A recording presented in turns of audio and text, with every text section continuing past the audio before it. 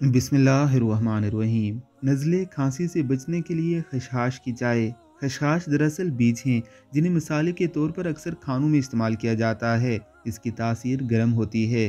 खशखाश में fibre, protein, good fat, manganese, copper, magnesium, phosphorus, zinc, thiamine, iron और antioxidant का मजमुआ कीमिया पॉलीफेनल भी मौजूद होता है। खशखाश की चाय सर्दी के मसाइल से बचने के लिए खशखाश की चाय पीना बहुत मुफीद है। ये सर दर्द से लेकर दमे, नज़ला, ज़ुकाम, खांसी और जिस्म की थकन भी दूर करती है। बनाने का तरीका: 1.5 कप पानी लें।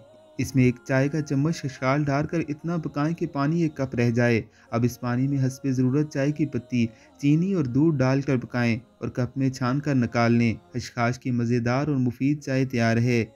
ये चाय पीने से आप नज़ले और खांसी से मुकम्मल तौर पर महफूज हो जाएंगे और अगर आपको हो गया है तो उससे शिफा मिल जाएगी।